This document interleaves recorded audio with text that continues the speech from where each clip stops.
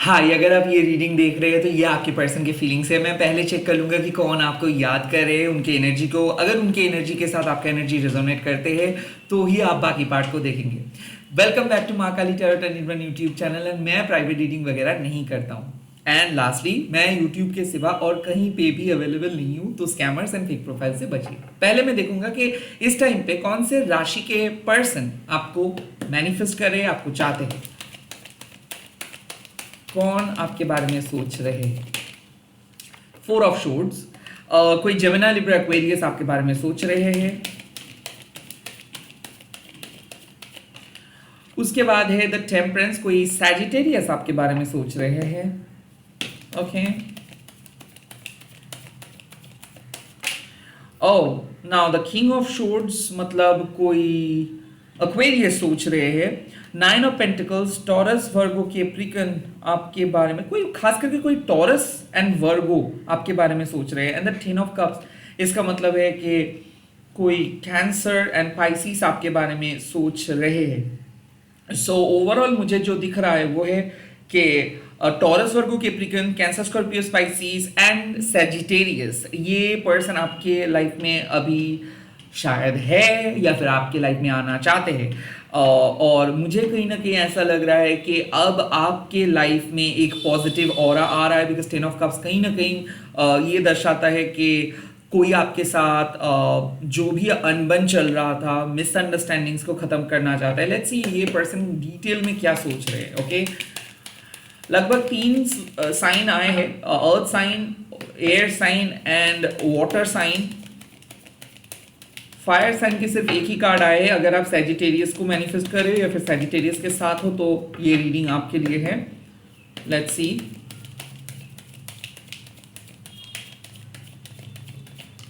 Oh, the King of Wands,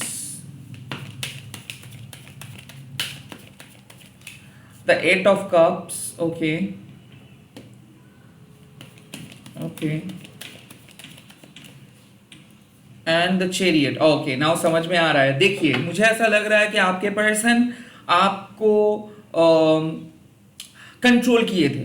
definitely ये person आपको control कर रहे थे। डेफिनेटली ये पर्सन को ऐसा लग रहा था कि आप उनके जैसे नहीं हो, आपको उनके जैसे बनना है।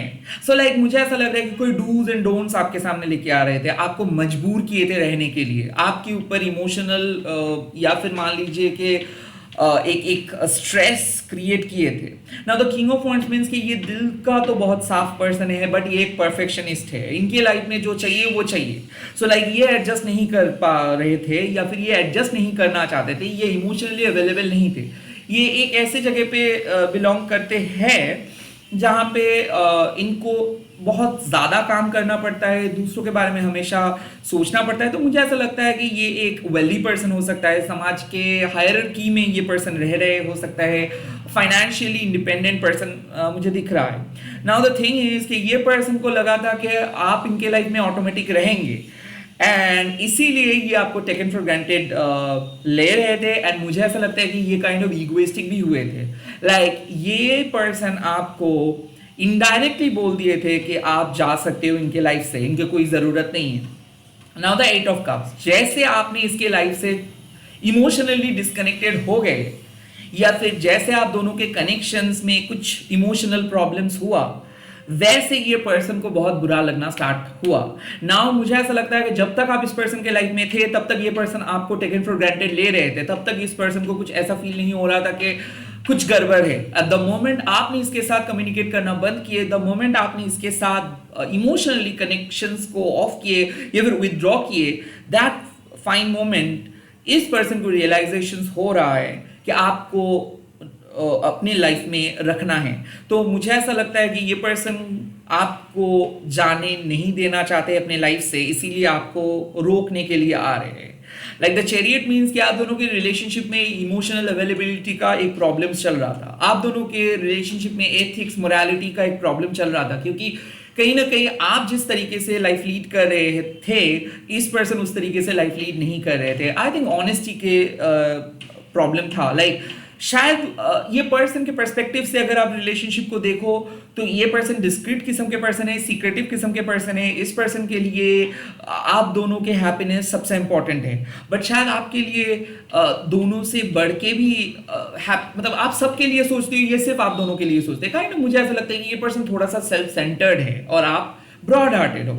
नाउ द चैरियट मीन्स कि कहीं ना कहीं आप दोनों के ईगो जब क्लैश हुआ तो आपने जहां से बात करना बंद कर दिए, उस वेरी पॉइंट से, मतलब उस पॉइंट से आपके पर्सन को धीरे धीरे रियलाइजेशन हो रहा है कि इन्होंने कुछ गलती किया है, तो ये अपनी गलती सुधारने के बारे में सोच रहे हैं, ये खुद को प्रूव करने के बारे में सोच रहे हैं, ये आपके सामने आने के लिए सोच रहे हैं, ये आपके सामने खुद के पॉइंट ऑफ व्यू रखने के लिए सोच रहे हैं। हालांकि मुझे ऐसा लग रहा है कि आप दोनों ही अच्छे सोच रखते हो, बट दोनों के लाइफस्टाइल कंप्लीटली अलग है। लाइक आपके लिए एथिक्स, मोरालिटी, इमोशंस बहुत इंपॉर्टेंट है, इनके लिए social status, success, achievement important है ना। इसीलिए मुझे ऐसा लगता है कि एक डिसफंक्शनल रिलेशनशिप को आप अपने दम से, अपने इमोशन से आगे लेके जाना चाहते थे और काइंड ऑफ आपने एफर्ट्स भी लगा रहे थे वन साइडेड वे में, बट कहीं ना कहीं उस पर्सन की तरफ से कोई एफर्ट्स नहीं आ रहा था। तो इसीलिए क्या हुआ कि आपको ऐसा लगा कि शायद सामने वाले पर्सन नहीं चाहते हैं कि आप उनके लाइफ में रहे।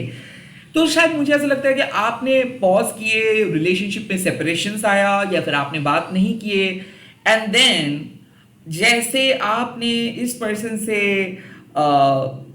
अपना एनर्जी विथड्रॉ किया, दैट वेरी मोमेंट इस पर्सन को लगा कि नहीं, आपको रोकना चाहिए। सो ये आपको बार बार रोक रहे हैं, ये आपको जाने नहीं दे रहे, इसीलिए आप अंदर से एक पुल आपको, मतलब आपको ऐसा लग रहा है कि ये पर्सन आपको पुल कर रहे हैं, ये पर्सन आपको दूसरे पर्सन से मिलने के लिए नहीं दे रहे हैं, भले ही ये आपके साथ बात नहीं कर रहे हैं, भले ही ये आपके साथ नहीं है, फिर भी आपको ऐसा लग रहा है कि इसको बुरा लगेगा, या फिर आप चीट नहीं करना चाहते हो। तो मुझे ऐसा लगता है कि ये एक ब्रेकअप के बाद ये फीलिंग्स दिख रहा है, या फिर सेपरेशन के बाद ये फीलिंग्स है, जहां पे आपके पास ऑप्शंस है कि आप किसी भी पर्सन को चूज कर सकते हो, और इनके पास भी ऑप्शंस है कि ये भी किसी भी पर्सन को चूज कर सकते हैं, बट आप दोनों किसी और पर्सन को चूज नहीं कर रहे हो, एक दूसरे को चूज कर रहे हो। इस मोमेंट पे आप भी दूसरे किसी पर्सन को चूज नहीं कर रहे हो, ये भी दूसरे किसी पर्सन को चूज नहीं कर रहे, आप दोनों एक दूसरे को चूज कर रहे हो, यानी यहाँ पे प्यार का जीत मिल रहा है। क्योंकि कहीं ना कहीं द चैरियट कार्ड मतलब एक्शंस, चैरियट ऑलवेज एक मतलब मोरालिटी को सिंबलाइज करते हैं, एथिक्स को सिंबलाइज करते हैं। तो मुझे ऐसा लगता है कि आपका एहसान रहा है इस पर्सन को, और इस पर्सन का भी एहसान रहा है आपके ऊपर, और आप दोनों बहुत दिन से मेहनत करके इस आज यहां तक आए हो, दोनों का ही कंट्रीब्यूशंस रहा है, इतना जल्दी रिलेशनशिप को खत्म नहीं करना चाहते हो। तो इसीलिए आपके पर्सन एक सेकंड थॉट्स दे रहे हैं, और आपके लिए एथिक्स एंड मोरालिटी इंपॉर्टेंट है। तो कोई भी अनरिजॉल्व चीज़ों को रिजॉल्व ना करके आप छोड़ना नहीं चाहते हो रिलेशनशिप को। तो आई थिंक आप एक अंदर से पुल महसूस कर रहे हो कि लाइक आपको ये बुला रहे, आपको ये खींच रहे, और ये पर्सन भी अंदर से एक कॉलिंग महसूस करे कि आप इनको बुला रहे हो। काइंड ऑफ ऐसा ही हो रहा है। लेट्स सी कि ये पर्सन का नेक्स्ट एक्शंस क्या होगा। यहां पे मैं सिंगल कार्ड ड्रॉ करूंगा, ओके। और इनके जो नेक्स्ट एक्शंस आ रहा है टू ऑफ पेंटिकल्स, ये एक हेल्दी बैलेंस लेके आ रहे हैं आपके सामने। मुझे ऐसा लगता है कि ये पर्सन वर्क लाइफ बैलेंस को फिक्स करेंगे, क्योंकि ये पर्सन का मेन प्रॉब्लम था कि इनके काम बहुत ज़्यादा था, इनके सोशल रिस्पॉन्सिबिलिटी बहुत ज़्यादा था, घर में रिस्पॉन्सिबिलिटी बहुत ज़्यादा था, तो इसीलिए आप दोनों का बात बहुत कम हो रहा था, ऑन एंड ऑफ सिचुएशंस चल रहा था। आई थिंक ये ऑन एंड ऑफ को बंद करेंगे। काइंड ऑफ ये पर्सन आपके साथ एक फिक्स्ड वे में बात करना स्टार्ट करेंगे। आप दोनों के इमोशंस लाइक एक रोलर कोस्टर राइड की तरह चल रहा था, कभी बहुत ज़्यादा, कभी बहुत कम। अब आप दोनों सिमिलर पेज में सोच सकोगे, बिकॉज आई थिंक आपके पर्सन एक नए पर्सपेक्टिव लेके आ रहे हैं, ये खुद बदल रहे हैं, ये आपके पर्सपेक्टिव को एक्सेप्ट कर रहे हैं, आपके जैसे ये सोचना स्टार्ट कर रहे हैं। मुझे ऐसा लग रहा है कि इस पर्सन को ऐसा लग रहा है कि what's wrong in our relationship, what's wrong in me. Like इस पर्सन को ऐसा लग रहा है कि मेरे अंदर क्या कमियां हैं, मैं कैसे गलत हो सकता हूं, मैं कहां पे गलत जा रहा हूं। आई थिंक दिस क्वेश्चन उसको एक हेल्दी पर्सन में बदल दे रहे हैं। आई थिंक मुझे ऐसा लगता था कि ये पर्सन को सिखाया गया है कि कैसे सेल्फ सेंटर्ड रहना चाहिए, कैसे खुद के प्रॉफिट के बारे में सोचना चाहिए। आई थिंक ये पर्सन बहुत ज़्यादा मनी माइंडेड थे पहले, या फिर इनके फैमिली उतना ज़्यादा लिबरल नहीं थे, आई थिंक इसी के वजह से ये ऐसे रोबोटिक बिहेव कर रहे थे। Now they are going to become very open and free and flexible. Now two of pentacles मतलब ये अपने प्रायोरिटी को सेट करेंगे, ये आपको रेस्पेक्ट देंगे, ये आपके साथ एक न्यू बिगिनिंग लेके आ रहे हैं विद अ हेल्दी बैलेंस। मुझे ऐसा लग रहा है कि ये पहले आपको वेट बहुत करवाते थे, मैसेज नहीं करते थे, बहुत ही कम कम्युनिकेट करते थे, इमोशनल स्टेबिलिटी के बारे में नहीं सोचते थे, इमोशनल ग्रोथ के बारे में नहीं सोचते थे, ये कुछ ऐसे बात कर देते थे जहाँ पे आपको बुरा लगता था। आई थिंक ये अब अपने बारे में सोचना स्टार्ट कर रहे हैं और अब खुद को इम्प्रूव करने के लिए सोचना स्टार्ट कर रहे हैं। लाइक अब यूनिवर्स आप दोनों को क्या कह रहा है ये बात मैं देखूंगा। यहाँ पे मैं 3 कार्ड्स पुल करूंगा। यूनिवर्स क्या कहना चाहते हैं आप दोनों को। 6 ऑफ कप्स, मुझे ऐसा लगता है कि यूनिवर्स कह रहे हैं कि आपको अपनी इनर चाइल्ड इशू को सॉल्व करना है। लाइक 6 ऑफ कप्स मतलब क्या है कि बचपन से लेके आज तक आपको वो प्यार नहीं मिला, इसीलिए शायद आप रॉन्ग लोगों को अट्रैक्ट करते हो, क्योंकि आपको जो प्यार चाहिए था अपने माता पिता से, कहते वो प्यार आपको, आप वही प्यार को ढूंढते रहते हो अपने पार्टनर के अंदर, और जहां पे आप गलती करते हो। तो कहीं ना कहीं मुझे ऐसा लगता है कि अगर आप अपने पेरेंट्स को, अगर आप अपने पास्ट को फॉरगिव कर पाओगे तो ही आप छोटे मोटे मिस्टेक्स को फॉरगिव कर पाओगे। It's time to forgive the other person, it's time to forgive yourself, it's time to forgive your past and it's time to reconcile with your past. Like जो हुआ है उसको एक्सेप्ट करके, जैसे एक बच्चे को हम लोग भुला देते हैं कि ठीक है आप जो चाह रहे थे वो मैं नहीं दे पाया उस टाइम पे, बट अभी मैं आपको ये चीज़ दे रहा हूँ, और जैसे एक बच्चा भूल जाते हैं सब कुछ, वैसे ही आपको यूनिवर्स कह रहे हैं कि अपने पास के ऊम्स को भूल जाओ। कहीं ना कहीं जो आपको लाइफ ऑफर करे, जो आपको ज़िंदगी ऑफर करे, उसको एक्सेप्ट करो। हमेशा ऐसा ज़रूरी नहीं है कि हर चीज़ के बारे में आप एक नेगेटिव इम्पैक्ट, नेगेटिव नोशंस के साथ ही चलेंगे। नो, कुछ चीज़ यादगार है, कुछ चीज को आपको याद करके रखना है, कुछ चीज को आपको प्रिजर्व करके रखना है। कुछ ना कुछ तो अच्छा चीज है, कुछ ना कुछ तो अच्छा चीज हुआ है आपके पास में, जो चीज को आपको सेव करके रखना है। द 6 ऑफ कप्स मीन्स के इमोशनली स्ट्रॉन्ग बनिए। अगर आपके साथ गलत हुआ इसका मतलब ये नहीं कि दूसरे पर्सन के साथ भी आप सेम चीज करेंगे। नो, फॉरगिव कीजिए, एक्सेप्ट कीजिए सामने वाले पर्सन के परसेप्शंस को। Okay, let's C. एम्परर, मुझे ऐसा लग रहा है कि आपके पर्सन नर्चरिंग है, आपके पर्सन थोड़ा सा डोमिनेटिंग है, आपके पर्सन बहुत ज़्यादा केयर करते हैं, और आप एक डिवाइन फेमिनाइन हो और आपके पर्सन डिवाइन मैस्कुलाइन है। नाउ डिवाइन मैस्कुलाइन भी टॉक्सिक हो सकता है, तो इसीलिए कहीं ना कहीं आपको रिस्पॉन्सिबल बनना है। आप अपने कंट्रोल को सामने वाले पर्सन को नहीं दे सकते हो, आप अपने एक्सेस को सामने वाले पर्सन को नहीं दे सकते हो। परमिशंस जो आप मांगते हो, वैलिडेशंस जो आप मांगते हो, ये सब चीज आपको एक वीक बनाते हैं। तो काइंड ऑफ खुद के बॉस खुद बनिए, खुद रूल सेट कीजिए। आपको किसी के परमिशंस, किसी के जजमेंट की जरूरत नहीं, किसी के येस और नो की जरूरत नहीं। द एम्पायर मींस कि आप रिस्पॉन्सिबल बनिए, और अगर मान लीजिए कि कोई गलती भी आप किए हो तो उसका जिम्मेदार आप खुद उसका जिम्मेदारी लीजिए, अपने एक्शंस की जिम्मेदारी आप खुद लीजिए। So the 6 of cups means कि forgive the other person and be responsible.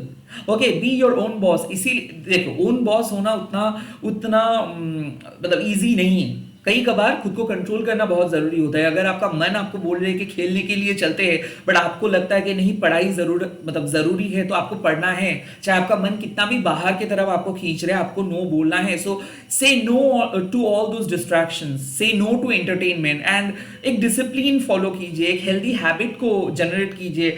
Emperor, be your own boss, इसका मतलब ये नहीं कि आप जो मन में आए वो करेंगे। बी योर ओन बॉस मतलब अकाउंटेबिलिटी लेना है और एक प्लानिंग के साथ आगे बढ़ना है, एक पर्सनालिटी को डेवलप करना है, पर्सनालिटी को कैरी करना है।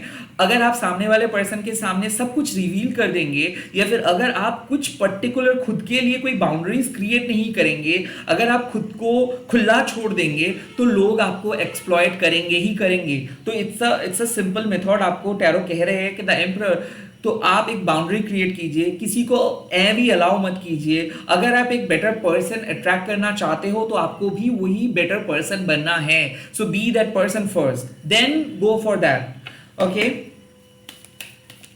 लेट्स सी और क्या एडवाइस आ रहा है। स्ट्रेंथ, इनर स्ट्रेंथ के ऊपर फोकस करो। एक्सटर्नली सभी लोग जिम बिल्ट हो सकता है, एक्सटर्नली सभी लोग स्ट्रॉन्ग दिख सकता है, खूबसूरत दिख सकता है, आप डेवलप कर सकते हो एक्सटर्नल फीचर्स को, बट जो सबसे मुश्किल है कि इंटरनल स्ट्रॉन्ग होना, इंटरनली आपको स्ट्रॉन्ग रहना है। लाइक नेगेटिव लोग बोलेंगे ही, यही मस्त कंडीशनिंग है।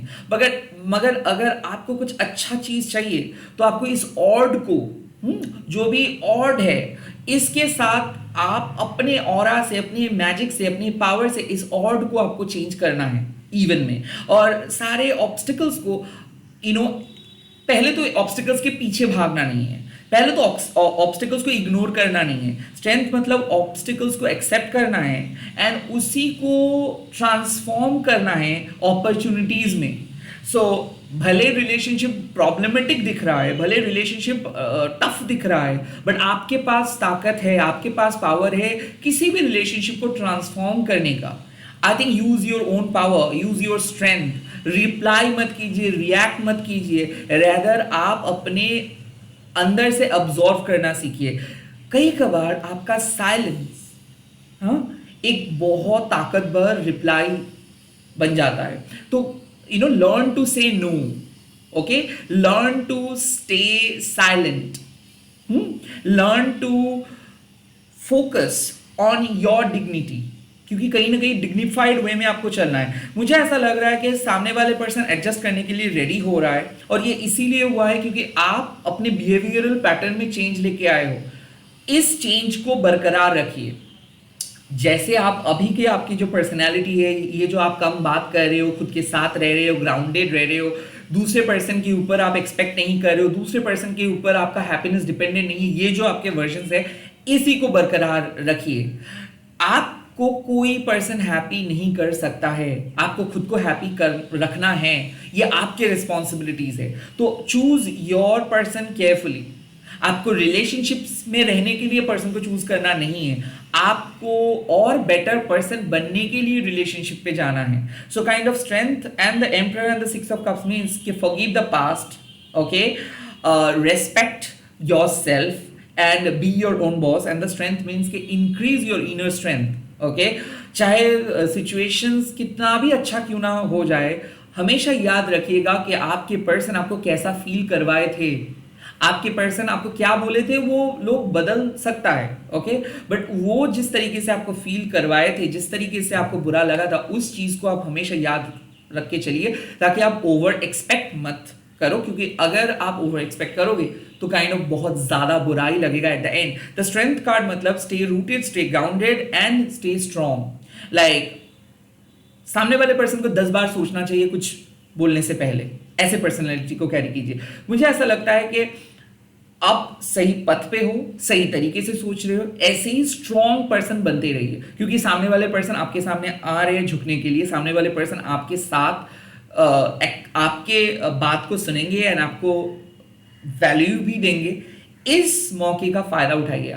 आप लोग कमेंट सेक्शन में लिख दीजिएगा कि शिव शक्ति और शक्तिशाली बनाइए, एंड इस वीडियो को शेयर कीजिएगा हैशटैग देके माँ काली टर्टल बोल के। Bye, take care. मैं बहुत जल्दी मिल रहा हूँ नए नए वीडियोस के साथ, देखते रहिए ऐसे।